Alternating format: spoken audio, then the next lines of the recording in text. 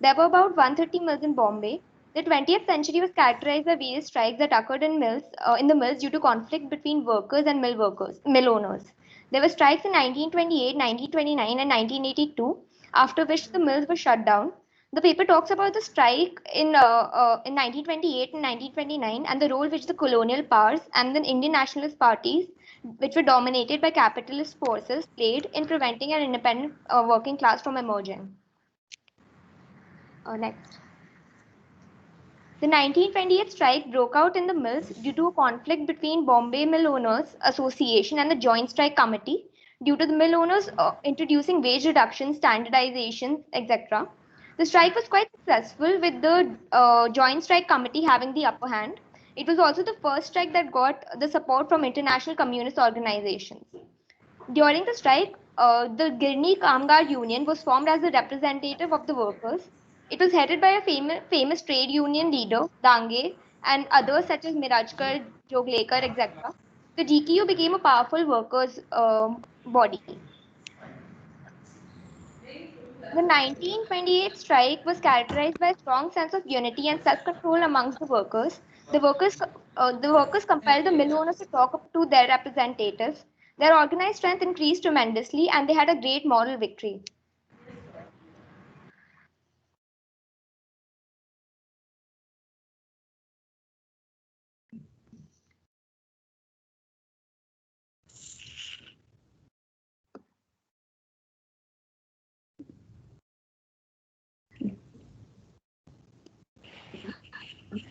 Hello.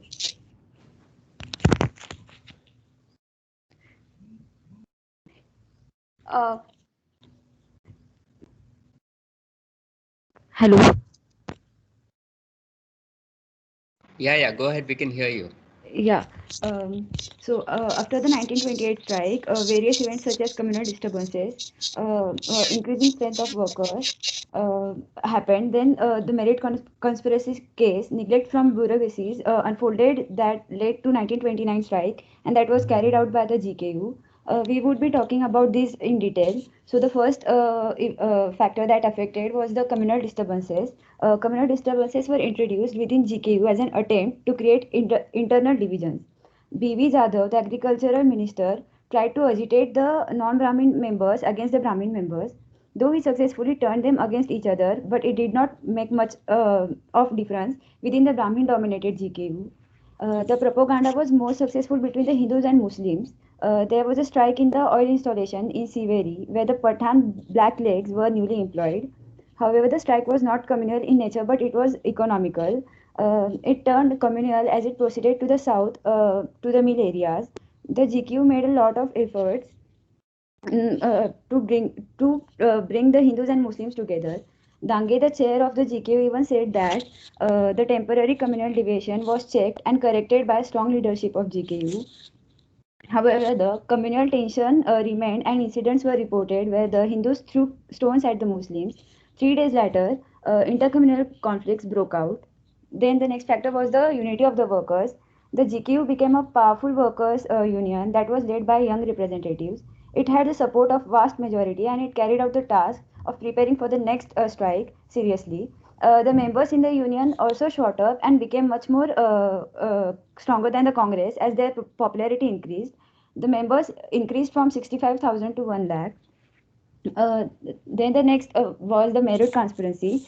As the GQ started to become more powerful, the colonial government started fearing that the spread of the communism will be greater in India. They started to create the fear of spread of communism in India. They tried to pass the Public Ordinance Act, which declared it illegal to participate in strikes unless it was informed 2 months prior. The bill was rejected both by trade unions and the Indian National Congress due to the Congress fearing that it would hamper their freedom struggle. Then the British powers conspired and arrested 31 members of trade unions and almost entire GKU executive community within a night. The trials were held in Meerut for 3.5 years, where the GKU leaders were branded as communists. Then The Indian nationalist parties like Congress were largely governed by capitalist interests. The parties were either split or were unable to decide whether they should boycott the colonial government due to the arrest in the Meerut conspiracy case. Even though Nehru tried to set up a self-defense committee for the communist leaders, only 1500 rupees were given for the same. Gandhi, whereas Gandhi was given 35,000 for his civil disobedience movement. During the Meerut trials, the colonial government made conscious efforts to brand the GKU leaders as communist and anti-national, thus prejudicing the members of Indian nationalist parties against them. Due to the neglect shown both by Gandhi and the nationalist parties, the workers felt that the Indian nationalists were not true representatives of them and were rather in the hands of the influential capitalists. The 1929 broke out when complaints about discrimination of union members and the union activities started to come in. In several mills, particularly Neswadia mills, the mill manager wanted to discipline the workers. He also signed an agreement with the trade union representatives where they agreed that the workers would work peacefully. However, when a worker was dismissed, the members went to have a discussion with the mill owners where they were disregarded. This led to their carrying out the strike of 1929. The strike was declared on 25th April. 135,000 workers were out on the streets protesting peacefully as guided by the GKU. However, the BMOA, which is the Bombay Mill Owners Association, decided to start employing new people rather than paying the wages of the striking workers. This caused the loss in momentum of the strike as the workers started to fear the loss of their jobs. There were also several disagreements and changes in the leadership of GKU during this time.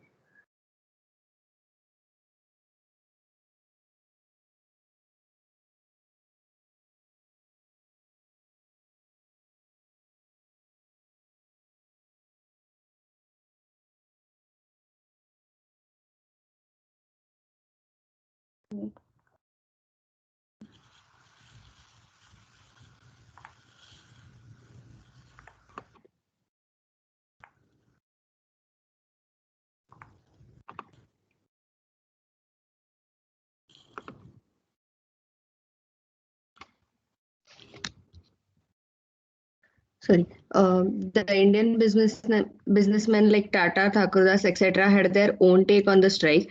They were the capitalists intent on keeping the upper hand and not letting the working class gain power.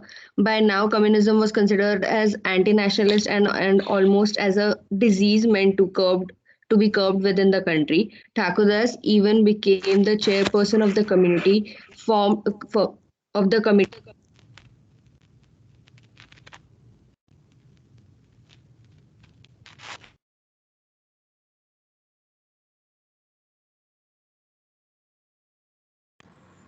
I think we Hello, lost her. can you Yeah, hear we're back. me? Okay. Sorry, sorry. Yes, Someone's removing us while Should talking, I actually. start?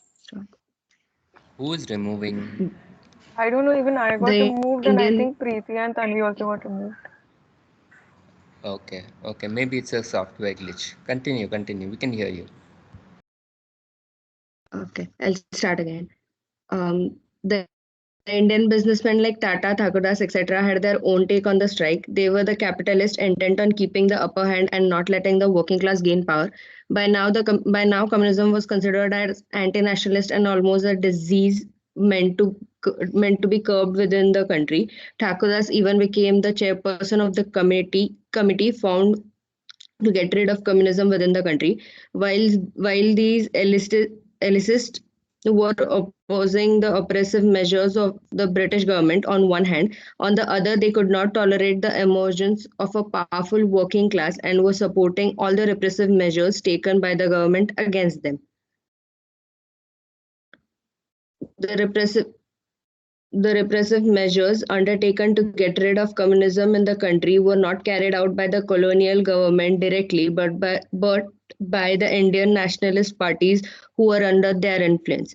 All the GKU meetings got banned, and the inquiry even an inquiry committee was set up to review their activities. The paper concludes that the strike actually weakened the workers' movement both internally and externally. The GKU became weaker, and there were splits among the members who formed their own unions. All the communist elements within the working class of Bombay came under attack by the Congress. The Congress, which at that point was governed by capitalist forces, used several strong-arm tactics to eradicate the emergence of a powerful working class within the city. Yeah, that's it. Thank you. Okay, good. Let's do the other essay first, and then we'll do a common discussion.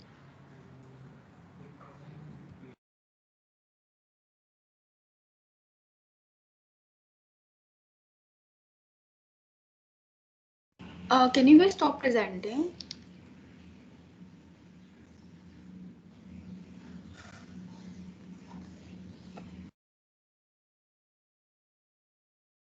I have stopped presenting.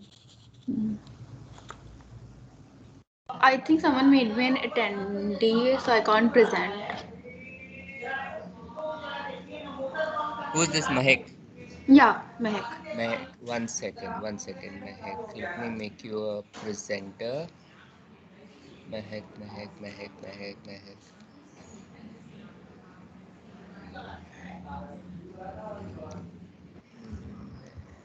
Yeah, I got the option. Thank you.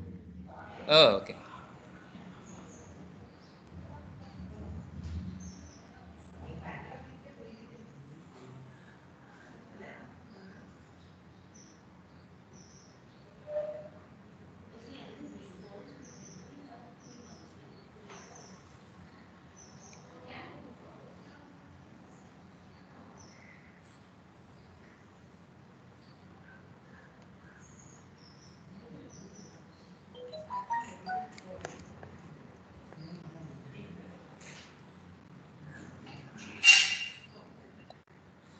Can you all see the screen? Yeah. Are you going to Yes. like present or should I start? Yeah. Yeah. Yeah, begin. Yeah. So the paper that we are presenting is named as the Cotton Mill Workers in Bombay, 1875 to 1918, written by Shashi Bhushan Upadhyay. Next slide. So the paper mostly focuses on the working and the living conditions of the mill workers, and also the environment that was there, and the intake of alcohol and the various diseases. So, like these mill workers were actually peasants and farmers working in their respective native towns, which came to the city to earn money. So basically, there were major changes that their life became busy and fast-paced. Then there was a disruption of family and social life. Also, there was change in the atmosphere. That is, from open fields, they came into this ill-ventilated mills. Then also the line between the work and the leisure time was kind of blurred. Industry workforce. So Bombay's first cotton mill industry was started in 1856.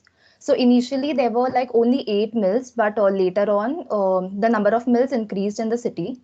So this industrial expansion attracted workers from various backgrounds and places into the city. So people from Ratnagiri, United Provinces started coming to Bombay, and also Muslims, Dalits, Marathas, etc. In search of work, they came into Bombay.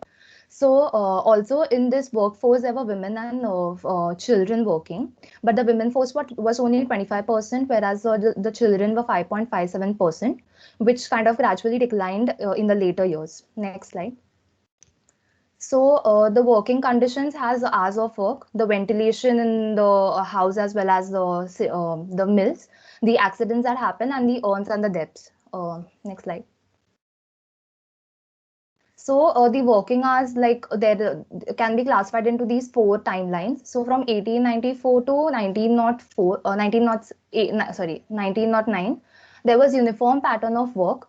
In 1890, there was introduction of electric lights. So thus it kind of enhanced the working hours. So the working hours became more longer. In 1905, there was regularization of timings after public criticism and workers' protests. And from 1911 to 1920, the working hours were restricted to 12. But what was happening was, even though there were these timings to be followed, but it varied from every mill.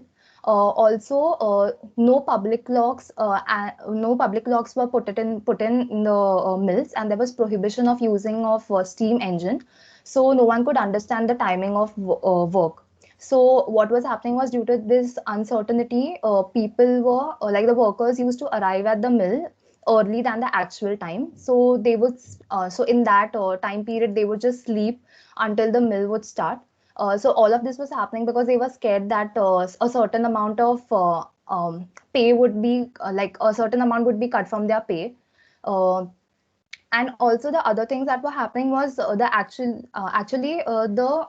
the recess midday time was supposed to be for 30 minutes, but the operatives wanted to produce more and earn more, so that is why they were kind of reducing the time that break for 15 minutes instead of giving it for 30 minutes. Even holidays also, like there were very few holidays which were given to the workers, and even if like the holidays were given for any occasion or any festival, then they would compensate it by make them work on a Sunday. Next slide. So the workers were like, even like the workers were really like, they really wanted shorter working hours, and they were willing to get less pay for that. So there was this Factory Act of 1881. So it mainly focused on children.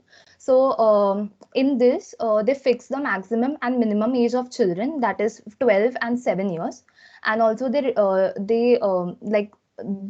should be working for 9 hours per day with an hour break in between, and 4 monthly holidays would be provided.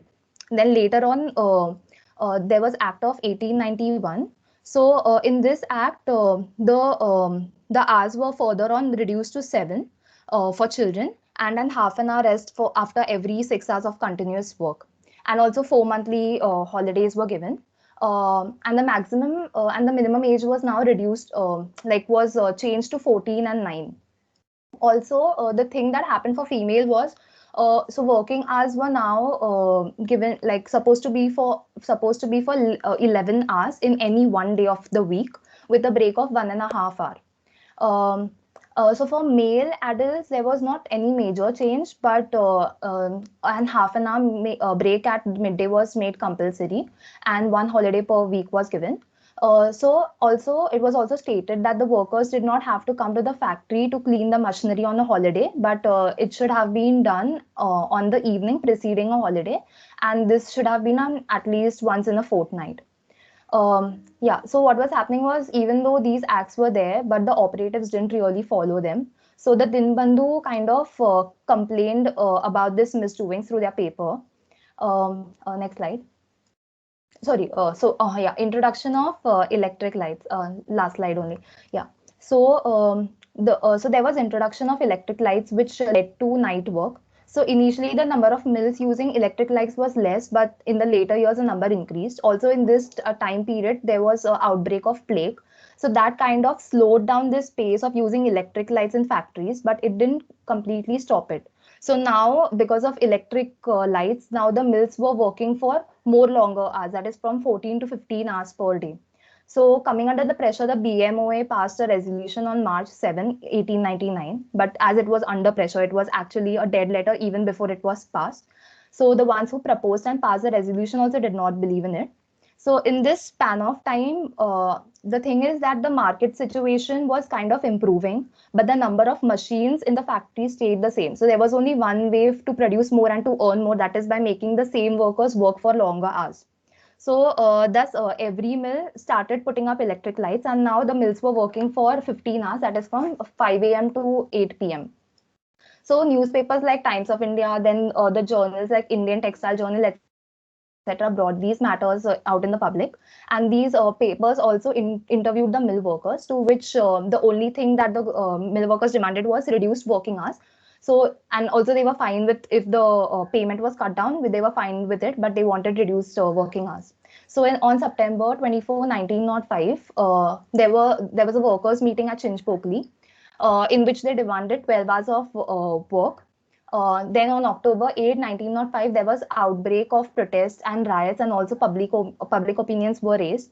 So all of this was this thing happened just before the visit of Prince of Wales. So thus, under the pressure, the BMOA had no other option but to pass a resolution again. So now the working hours were reduced to 12 hours. Then after a month's period of time, again it was increased to 13 hours. But this also didn't last long. Then an amended act of 1922 was passed, which reduced the working hours to 11. But what was happening was, by then the mill workers were already observing a 10-hour day schedule of work as a result of the general strike that happened in 1920. So now the timings were from 7 a.m. to 6 p.m. Yeah, Mehak will continue.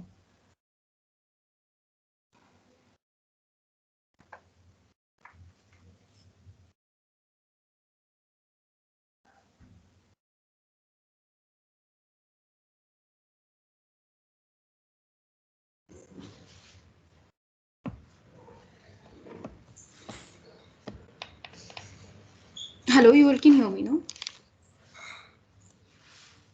Yeah, we can hear you. Yeah, so as Riddhi mentioned, there were 4 aspects which were discussed for the work life of the mill workers. So ventilation was another one of the problems that they faced. So even though the newer mills had windows and windows put in the buildings, but they were never open because the owners already afraid that the work will get interrupted due to drought or the winds that will come into the factory. Not only that, the temperature also within the interior of the mills were maintained as high as 100 Kelvin to facilitate the working conditions within the factory. And it was the ventilation and the conditions within the factory were so bad that even one of the workers said that a child will get fresh air in the gutter, which is unfortunately more than that can be said for the mill. So the condition got really bad, and like workers were like almost boiling with the high temperature and closed windows.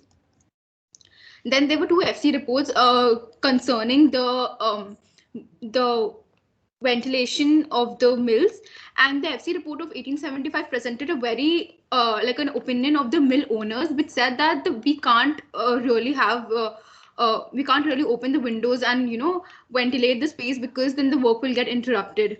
But the next report by T.G. Hewlett, he was a deputy surgeon general of the sanitary commission.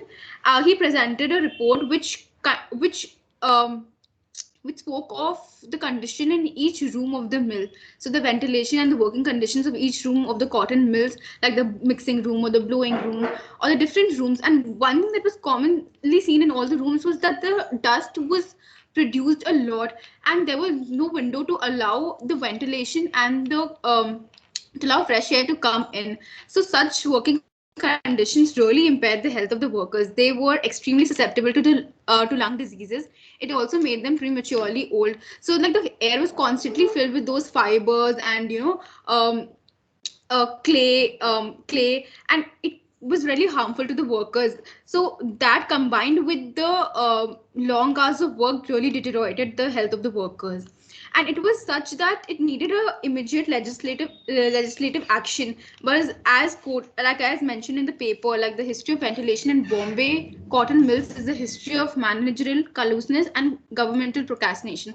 So even after the report of 1885, there was no action taken, and in the period of 1894 to 1909, there were heated discussions about improving the quality of fresh air and improving the productivity of mills. Of workers in the mills.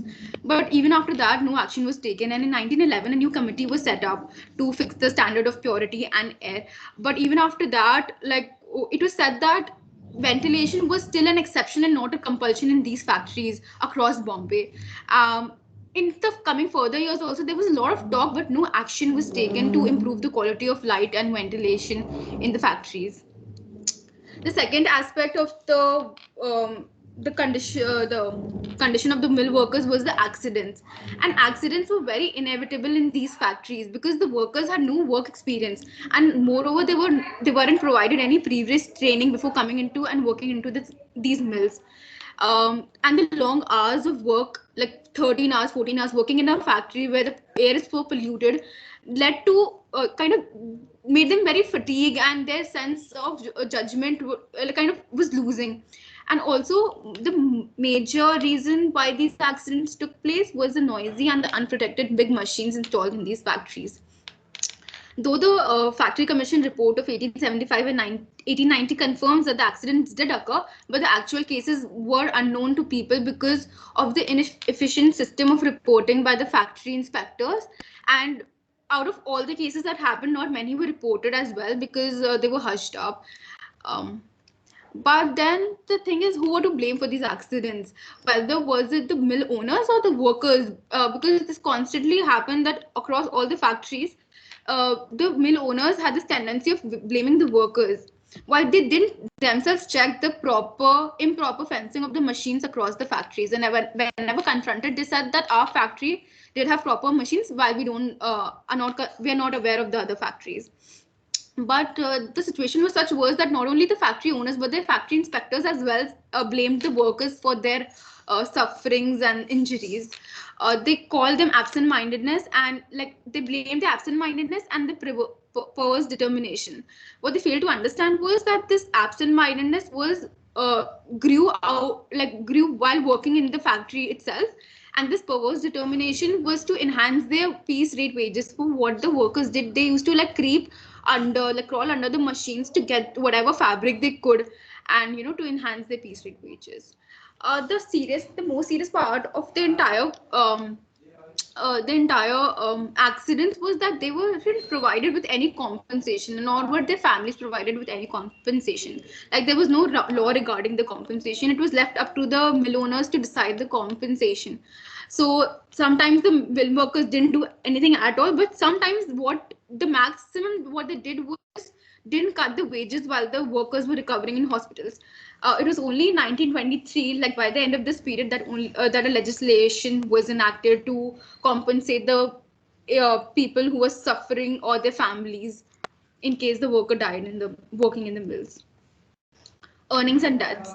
So it is seen that the wages of cotton mill workers was definitely more than the agricultural workers or workers of the other textile mills, but cost of living in the cities is much higher. Like in agricultural workers, they have their own homes, but in cities they don't. They need to find accommodation, they need to pay rent, and hence this advantage was somewhat nulled. But still, working in cities were much more attractive because they had continuous work throughout the year.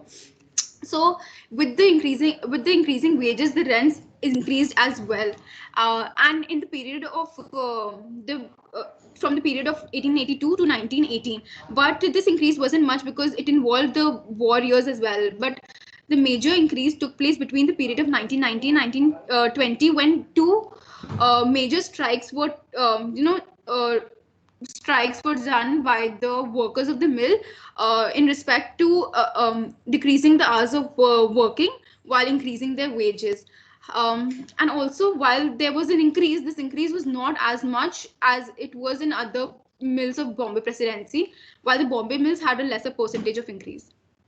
So the real wages increased by 41.9% between 1900 and 1921, like those 3 years, basically. And a large sum of money was spent on liquor and medicines. But this increase didn't lead to a greater life change. Like they didn't improve the condition of living for the workers, because the rents also increased, and it was seen that the workers spent a lot of amount on liquor and medicines, like while working in the factories. This was something that they had to overcome. So very little margin was left for themselves. And moreover, there were fines in the factory on different pretexts. So the salary was the wages were already getting cut. So any extra expenditure on any other thing would leave them taking loans, and would leave them with a really heavy rate of interest. So there were two groups, Marwari and the Pathans, from which they took loans. So the Marwari and Pathans both charged high interest, and if they failed, they were molested and maltreated by these people, and the workers actually dreaded these people. But the system was such that it was impossible to get out of the cycle. In the Factory Commission report of 1885, N.M. Lokhande actually proposed a way in which they can actually, overcome this system. So he presented an alternative credit system, in which he said that the mill owners could be the one responsible for providing capital and loans to the workers, and this loan could be deducted from their wages, and they will charge lower interest. But even after proposing, there was no action taken to kind of get this into action. um, it was, the situation was so bad that they were perpetually in debt in 1908. And around this time, uh, when a survey was done or report was done, it was observed that 51% of the workers, total workers working in these mills, were in debt, and the amount varied from 30 rupees to 500 rupees or more. In many cases they were cheated as well, because they weren't able to read or write, and they were illiterate. They couldn't verify the amount of money mentioned in these papers on which their thumbprints were being taken. And moreover, they were forced, in some cases, even if they could read or write, they were forced to sign blank papers. So these are the four aspects through which we've seen that the workers were really harassed in the factories. Okay, you have only 5 more minutes. Actually, you have no minutes left, but okay, take 5 minutes and finish it. In living conditions, we'll be focusing on evolution of settlements, housing and sanitation, disease and mortality, and infant mortality and drinking. Next slide. 1 second, no, I'll just mute myself.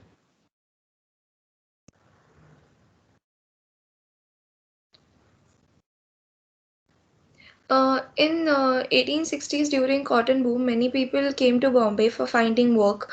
They lived wherever they could get place, verandas of some buildings, railway stations or bus stations, which overcrowded the city. But later, when many companies collapsed, people went back to their villages. This showed a 21% decrease in city's population. Next slide. You can see in these tables the growth of the city and the mill areas, population in mill areas, and growing of mill industries. In 1881, there was steady income growth accompanied by increase in population. During this period, many mill industries showed significant growth. Some of the mill workers from mill lived in places which were later discovered as mill districts. Next. Brunet in his study showed three main types of housing in Bombay. First one is Zawli shades. The main occupants were Ghati caterers and mill workers with families with families, or they lived independently sometimes. They also had animals with them, which made the place dirty. These sheds were made up of dry leaves and coconut trees. The second type of shed was inhabited by municipal employees and tenants evicted from other places. These were mostly built by improvement trusts or private enterprises. And the materials used in these sheds were corrugated sheets, kerosene tins, and wood. But these rooms did not have light or ventilation inside. And the third main type of housing was mainly chawls, which was used by mill workers. And the chawls were further divided into three types. The first type was designed for one family, but due to increase in population, uh, it was converted into tenements by partitioning the room, and because of which the rooms in the center and the ground floor had a lack of sunshine and air problems. The second type of chawl was built by the enterprises. These were generally 3 to 4 story high, and in some cases it had a central corridor separating two rows of rooms, but it had insufficient light. And in the second case, there were narrow verandas, and rooms were built back to back. And problem in this case was lack of air. The third type of chawls were built by improvement trusts. These chawls were better lit and ventilated, but they were few in number. Less attention was paid to housing problems of workers, due to which some kept on living in mud huts and tin sheds, or even on streets. By 1929, out of 22 out of 76 mill provided partial housing for workers. Next. Mehak.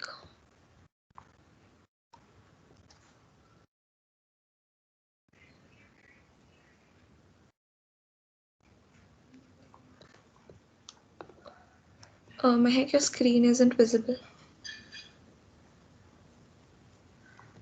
I think she's lost connection. Should I present it? Yeah, Raja, if you could.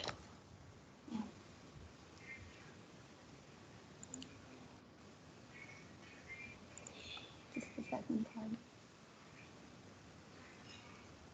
I'm sorry.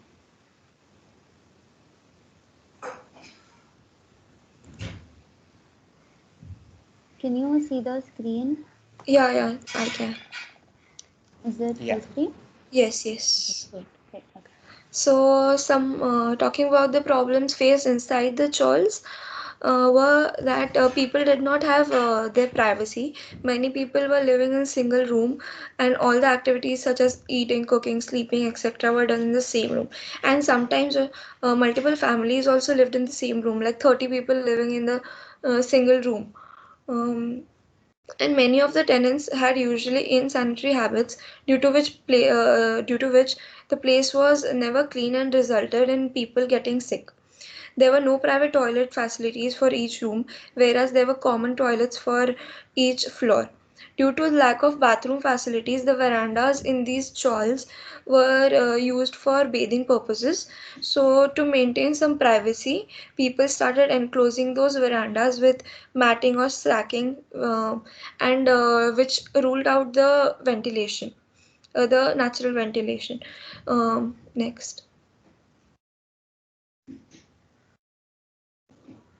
Some of the problems faced outside the chawls were the waste water flowing from the chawls could not be properly channelized in ditches and became a breeding ground for mosquitoes. Due to lack of toilet facilities inside the chawl, the kids often defecated in the lanes and making the lanes inaccessible. Though the scavengers were provided to clean these privies, they did not perform their duties properly, and the contents of privies overflowed in lanes and open drains, thereby fouling the atmosphere. Sewage of one meal overflowed into the water tank of another, and many people who drank that water fell ill. And yeah, these were some of the problems faced out in living conditions. Lecha will take over. Okay, guys, time up. Yeah, Oh, just summarize, no? Just brush through the slide. Say the main point. You need not go through it in detail. yeah, it will just take 2 minutes. We'll just go through the slides, Lecha. Sorry, I was on mute. I'll be really fast. Am I audible? Yeah. Okay. So the Municipal Commissioner's report for the city of Bombay in 1875 spoke of all the various diseases that affected the people of Bombay, like smallpox and rinderpest and measles. Along with this, many other diseases continued in the city, like with malaria being one of You're the. reading like mutual funds is subject to market risks.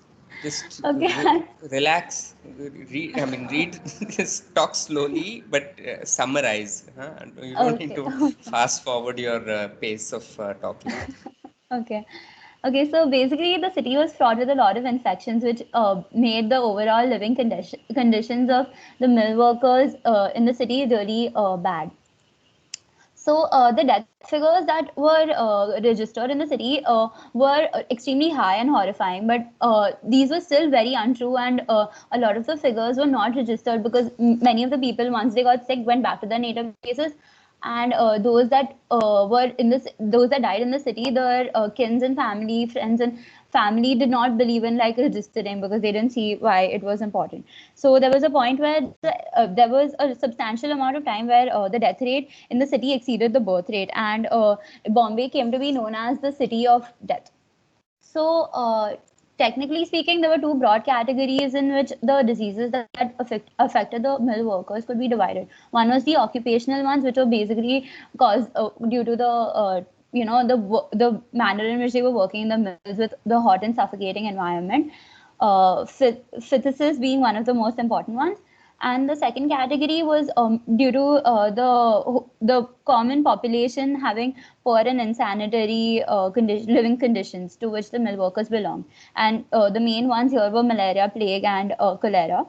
But another point, which this classification can be a little misleading because there were a lot of other diseases that affected the mill workers that we don't really see because they were caused due to their physical conditions, which are not really recorded. So, a lot of the places the author has quoted people and has we come to know that the mill workers had it really bad. So they have compared the mill workers' health conditions to all of these people in the similar economic conditions. And we realized that the mill workers were weaker and much more pallid looking than all of the others. Non-mill workers from the same class seem to be much happier and healthier than the mill workers. And a study even stated that the people living in the jail were healthier than that working in the mills. So another horrid truth that the mill workers had to live with was the infant mortality, which was basically because of their poor living conditions again. So this affected the pregnant women, of course, because those working in the mills, pregnant women working in the mills, because those who were working in the mills, they had to stay in the factory for longer into their pregnancy, and they had to come back to work faster. Sometimes they would have to bring the children to the factory, and even then they couldn't attend to them, and the children would be exposed to all the different all the health hazards that the factory had. The factory was actually giving. So because of that, all the children usually died. And even when they brought them there and when they caused the racket, they were given opium pills so that they would stop making noise. So all in all, the children were not really, there was no conducive environment for them to be brought up. And because of this, most of the children died. And then there was another hardship that the mill workers faced. So the witnesses said that before 18... Okay, skip before the slide, skip the slide, skip the slide, skip the slide. Go to the next slide. Yeah, this Okay, is mill it. We were workers drank a lot. All right. This is just going to be the summary of how they were Next hopeless slide. and helpless. No, this is the last slide. No, nobody was hopeless and helpless. Next slide. Oh, this is the last one. Okay, fine. All right. Okay, so one thing that you must remember whenever we do social analysis is that don't assume that we are doing this because it's some kind of we are running a philanthropic foundation where we are going to collect contributions from people. So the more despair you show, the more money you'll be able to collect. That's not the point. The point is to understand why social conditions emerge the way they do, and to understand inequality, social inequality, discrimination from a analytical perspective rather than rather than a moral perspective. Okay, obviously the reason why we discuss it is moral because nobody wants inequality is unacceptable to a large extent. But try to keep your focus more on the on the facts of the matter rather than on the on things that make you feel distraught about it. All right. So now yeah, go ahead, I'll stop you were presenting. saying something. No, I'll just stop presenting. Okay, stop. Yeah, so before we get into the first essay, which is more specifically gives us an opportunity to talk about class, I'll give you a little bit of a general sense of why these kinds of essays are important for us to read and understand. I mean, one of the questions that we get quite often from humanities students is that, what does all this have to do with architecture? And one important dimension that we would like to highlight here is that if you look at the connections between the larger political economy of the city and the question of housing, which is of course something that architects are concerned about. you will see that there are very interesting aspects that one needs to understand. For instance, one of the most important texts written about housing in the 19th century was Frederick Engels' Conditions of the Working Classes in England.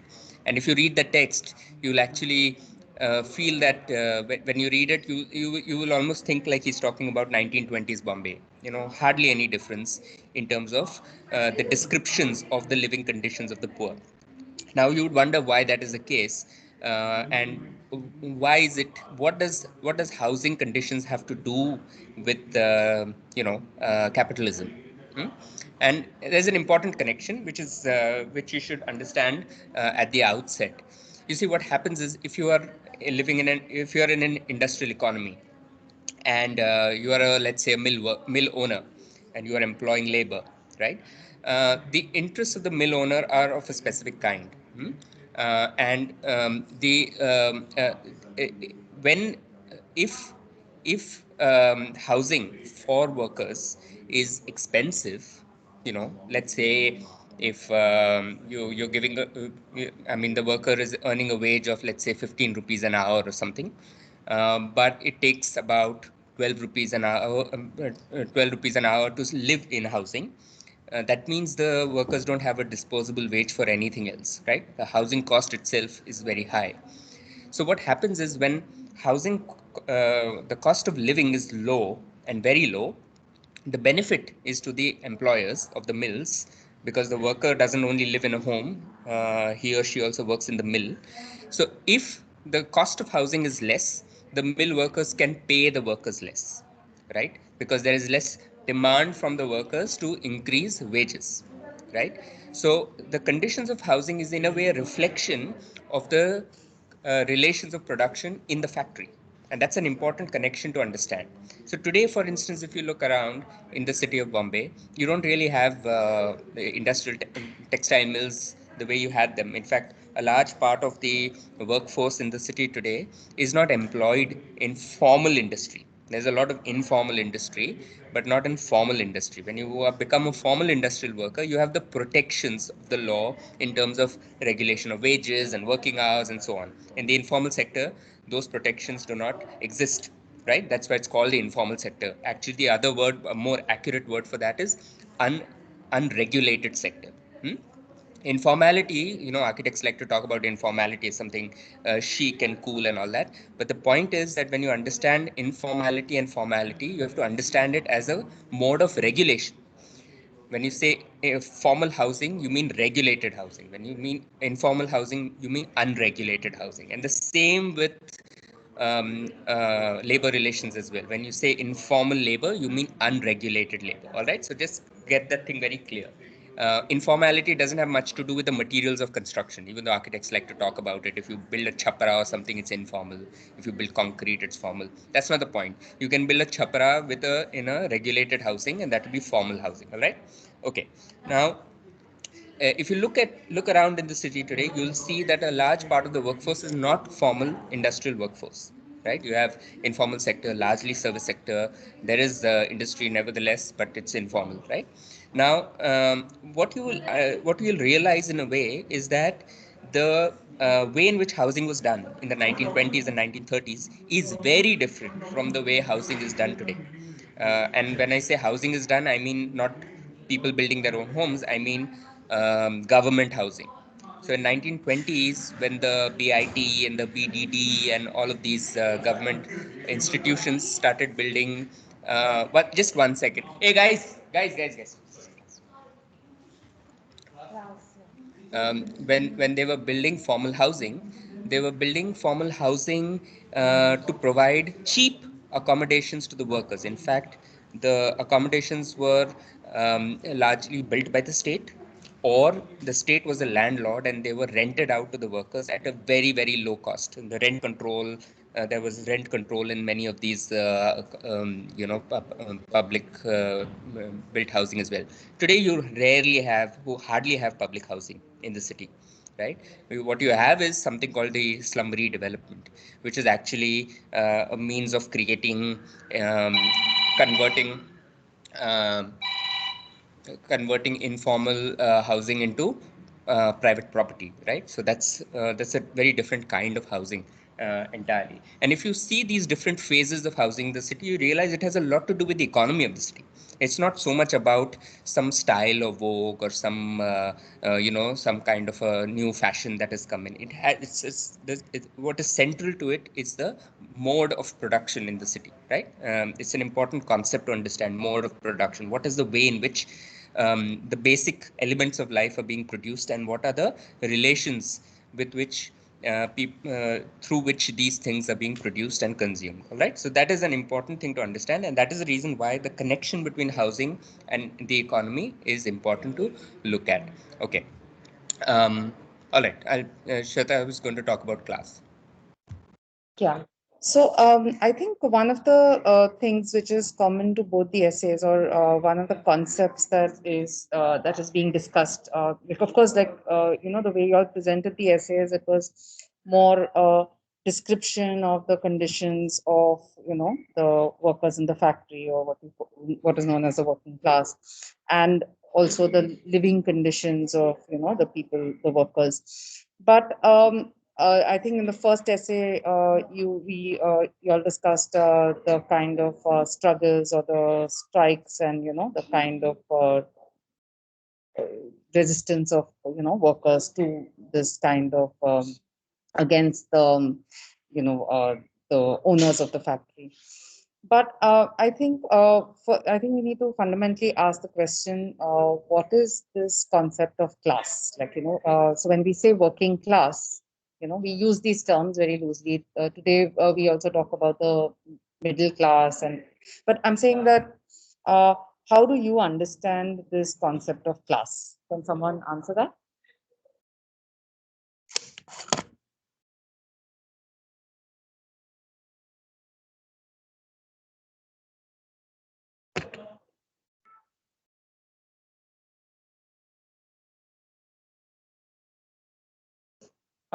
You'll do understand the question, right? Or so what are the classes that are being referred to?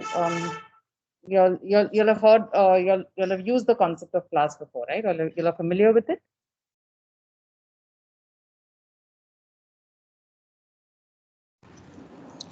I suspect you did that in the previous semester as well. I mean, it doesn't have to be the some kind of a profound answer. I mean, common sense understanding is also fine, but please interact in class. Don't be quiet.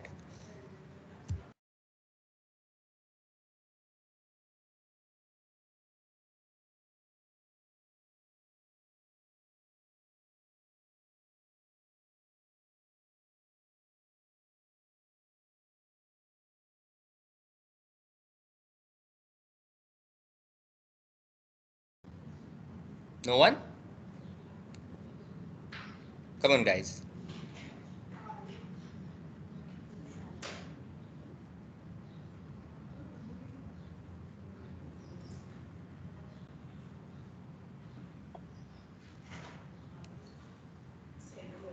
Okay, somebody who read the essay?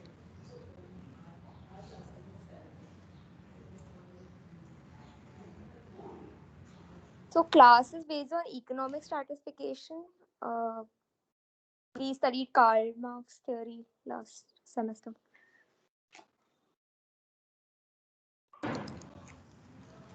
All right. Anybody else?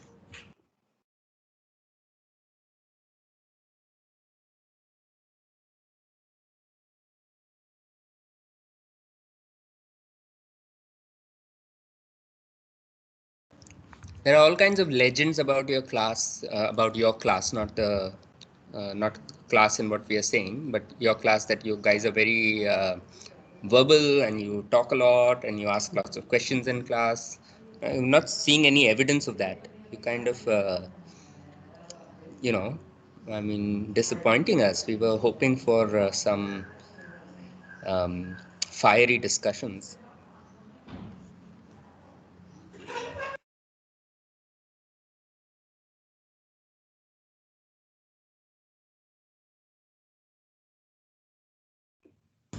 It's like a social hierarchy based on wealth or occupation or income, or like Vallabi said, the economical situation.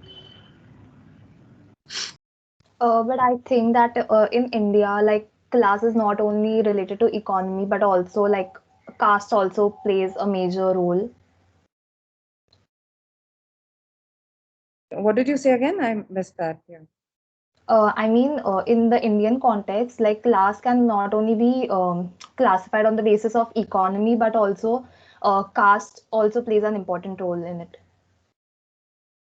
All right. Yeah, so I think the way she described it, I think that is one way of thinking about it. You know, when you talk about class as income categories, and there is a stratification, or there is a certain hierarchy, and there are incomes. You can have low income groups and middle income groups and higher income groups. People talk about the upper classes, the middle classes. You also now you're also mentioning this hierarchical kind of system of caste, right? Which is basically again a social hierarchy or a social division, based on certain like a basically a more traditional historical kind of stratification based on the status that was attributed to certain groups in society, right?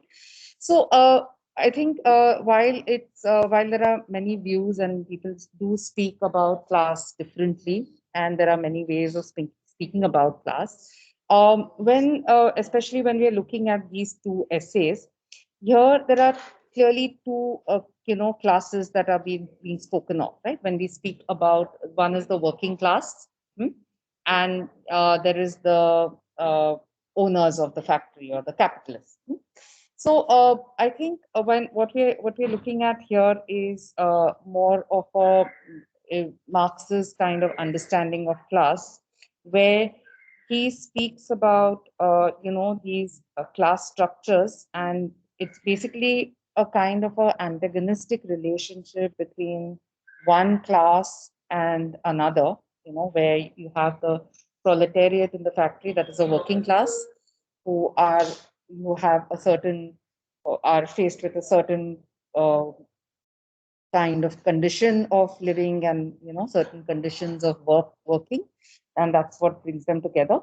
And as against the capitalists, who are essentially the owners of property or owners of the factory and the mode of production, and therefore they kind of control the means of production, and the in a sense also are own the labor or the labor power of the working class who are employed in the factory. So Marx essentially defines class here, or in his analysis of class structures, he looks at class as the relationship between two things: the relationship of work and labor, and as relationships of ownership or the possession of property, based on the ownership of property.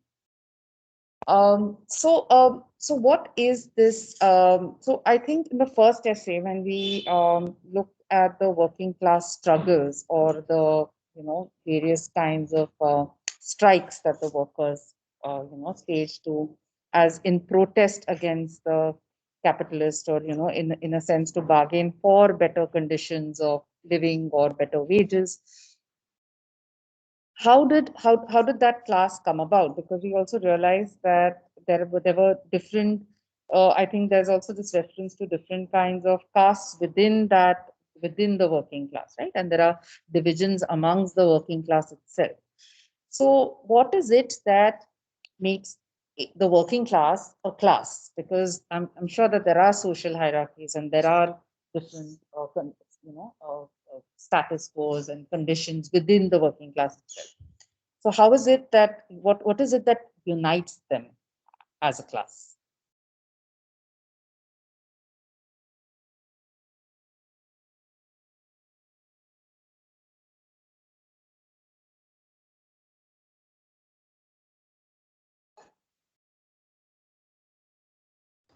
Their economic conditions.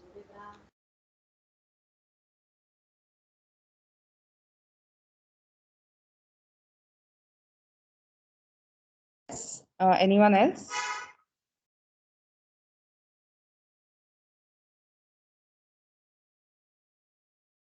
Maybe the fact that they're laborers as opposed to the people who move around capital. Yes. Okay. And what is it? I think in the second essay, I think there were also some there was a lot of description of the way this working class, the conditions of the working class and how they lived and inhabited the city. What were the kind of difficulties or the kind of conditions of living and of the work. So I think so what did the second essay cover? I think the second essay also gives us some clues as to what makes this class a class, or what unites this class.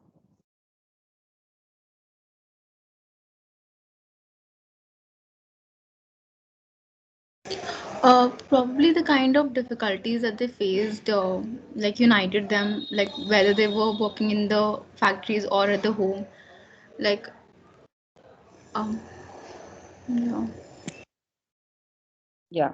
So I think so it was the difficulties. One is the conditions of work, the conditions under which they labored, and they were basically also conditions which were very, in a sense, one also realizes that there is this kind of exploitative relationship between, so although they are free labor, like they are free to leave the factory and go and work somewhere else, it's also that their economic condition, or it also compels them to work for the capitalist, and as long as they are working, they are also controlled by the factory owners, or their labor is somehow owned or controlled by the factory owners.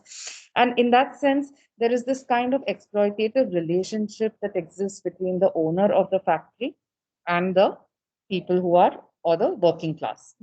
So one is this. So one thing that unites them is. So I think Marx, when he talks about these two classes, which is kind of, he has simplified the concept of class, and he in the Communist Manifesto, where he talks about. He says that all these classes, or various classes, or divisions amongst different groups of people, will finally, in a capitalist system of production, there's the formation of two classes. One is the working class, and the basically the bourgeoisie, which he calls the owners of the factory, and the working classes, who are the proletariat. And what brings them together, so also one thing that unites them is the conditions of living, and this kind of alienation from the uh, products of, because most of the products that they produce, they can't really afford to own them, or they can't even afford them, and they do not, and because of the kind of division of labor you have in factories, it's mostly the processes are mechanized, people are kind of doing one activity, there is no direct relationship between the worker and the commodity that is produced, or the work that is produced. There is also no very often there is no satisfaction that the worker receives from the work, or there is no creative kind of satisfaction that the worker derives from that kind of work, which often is monotonous, and it also is a very hard labor, including working excessive hours. So therefore, this kind of, the relationship is purely exploitative, where the worker is not really, is somehow kind of controlled or exploited by the capitalists.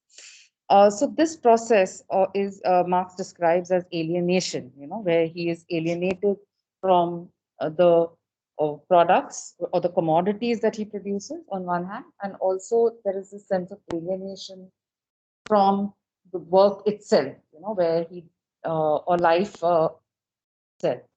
So I think what Marx has described is one thing is that it's this condition of living that unites these different people, which he speaks of as class in itself. But he also speaks of something which is called class consciousness, and that only comes into being when the working class, in fact, become conscious of this, that of this kind of relationship. They are no longer individuals, but there is something that unites them, and in an antagonistic relationship with the capitalists. And this is something he terms as class consciousness. And when there is this kind of class consciousness, although there are differences within the working class, it is this class consciousness that unites them against the capitalists. So very often the capitalist strategy for breaking this class consciousness is through creating divisions amongst the workers by, using kind of, again, trying to take advantage of things like different kinds of religions or ethnicities amongst the working class, which they use to divide the working class and in fact, break the working class movement.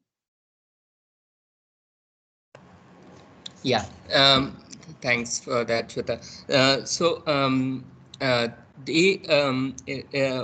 I think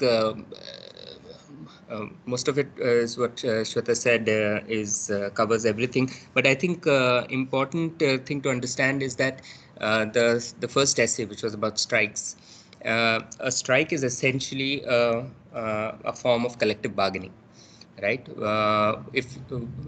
In a factory or in the labor market, the working class has very little power as an individual, and that's perfectly understandable if you understand this system as a structure. And the reason is that at least in the workplace, the work is almost entirely orchestrated by the capitalist, right? The capitalist has various means of controlling the work process and the activities of the worker.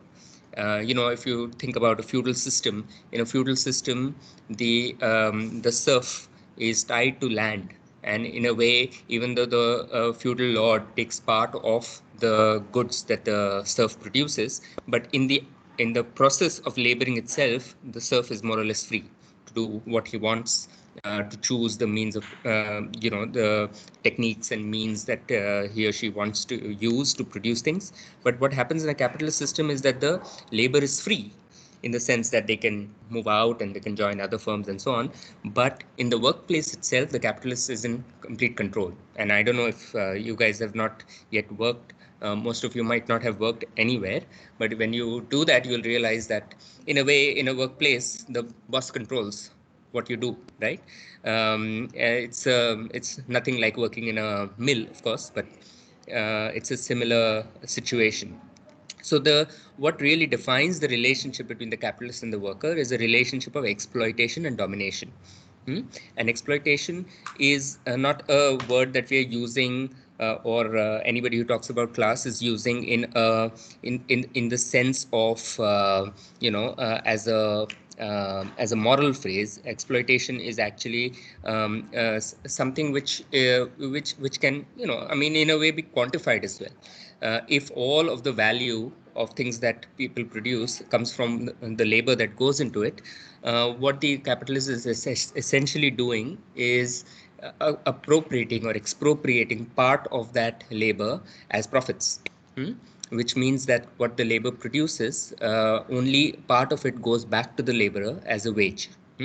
And which obviously creates inequality. So in a sense, the wealth of the capitalist is predicated on the deprivation of the worker. Now, obviously, the only way to overcome this, if you're a worker, from the worker's perspective, is to do something about it. But you can't do anything alone, because if you try to rebel alone, you will simply be replaced, right? So what workers tend to do, the strategy of the working class is obviously to come together and bargain collectively.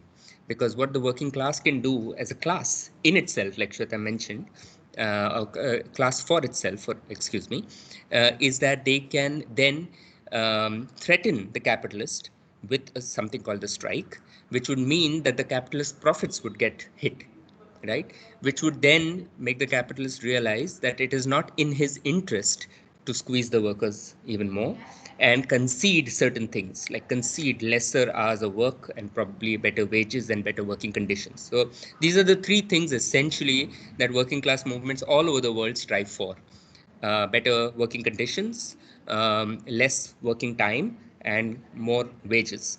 And those are reforms that working class people can win within the capitalist framework, right? Unless you're overthrowing capitalism entirely, which is a whole different struggle. So this is essentially what strikes do.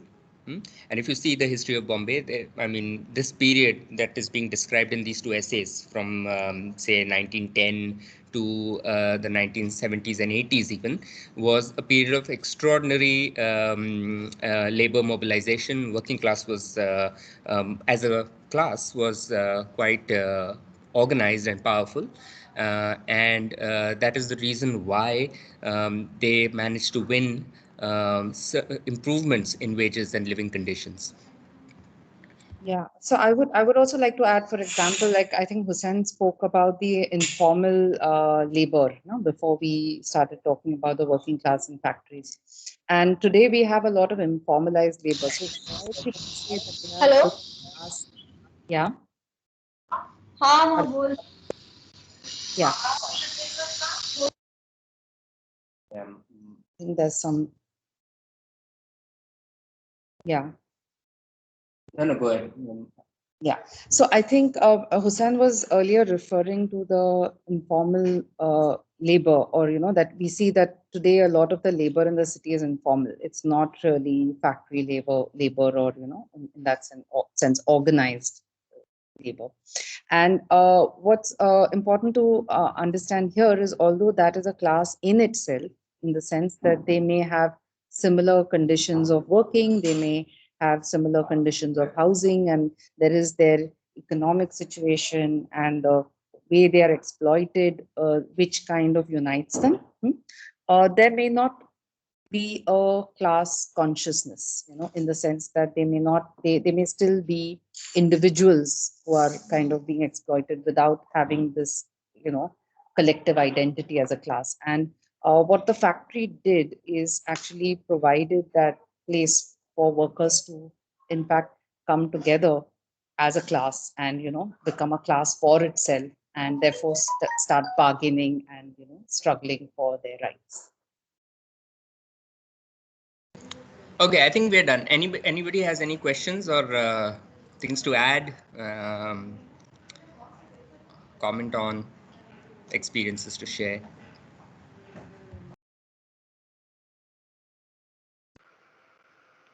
Hello. Yeah, go ahead, sir. Yeah. So there are countries which provide rental living services to migrant workers, and I recently read about the Modi cabinet approving a similar project, but I'm not so aware of it. So if you could give us an insight about it. Okay, so I mean, later on in the subsequent sessions, there is going to be readings on housing, and we will go in depth in that. But in any case, I'll just respond very quickly. I don't know about the specific policy or scheme that the Modi government is discussing at the moment for migrant workers, but but you see, I mean, a lot has changed in the housing situation in the country, and in Bombay more specifically, since the 1960s and 70s. I mean, one way of thinking about informal settlements in the city is that is essentially low-cost housing. However, the way in which low-cost housing is perceived, I mean, that's one of the reasons why the poor can live in the city so close to, luxurious settlements.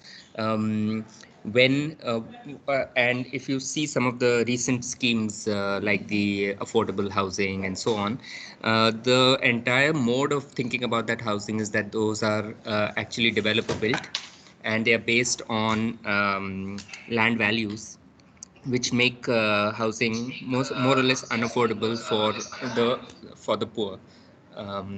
So that is what is the current reality of housing in the city. But I'm sure there will be some talk of rental housing, especially after COVID. You see, the interesting things that happens with we discussed the BIT last time and the plague, and when the mill owners realized that labor is going to flee the city if there is going to be an epidemic outbreak, there was some concerted effort to build housing for the poor.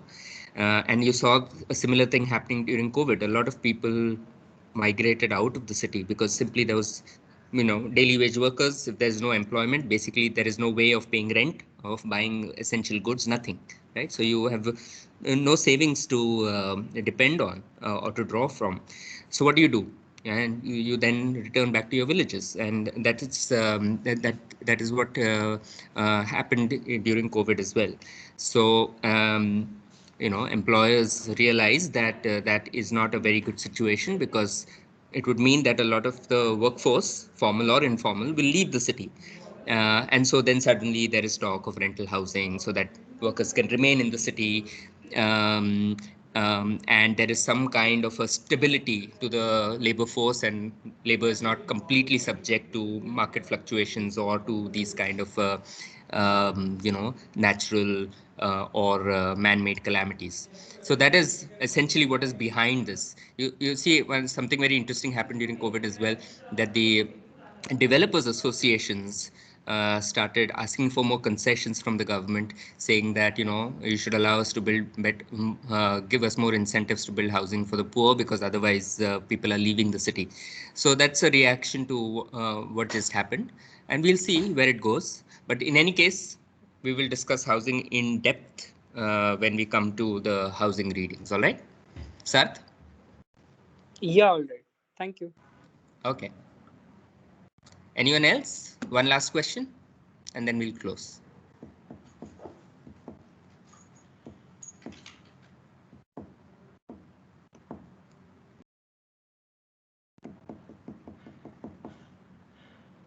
No one?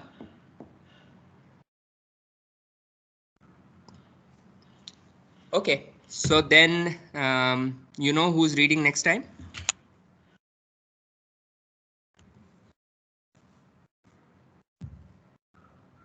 Yes, yeah, the list. Okay, the list is there. The readings are available. Any trouble getting them? I think one of the group members had an issue getting the Nachiketa Yes, had a I have asked the librarian to scan them, scan that chapter, and I will upload it when Raghu or Hitesh forwards it to me. All right. Okay, cool. Okay, guys. See you next week. Bye bye. Thank you. Thank you.